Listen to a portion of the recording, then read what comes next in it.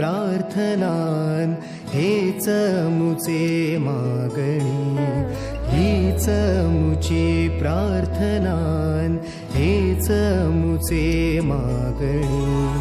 माणसाने माणसाशी माणसा समवागणे.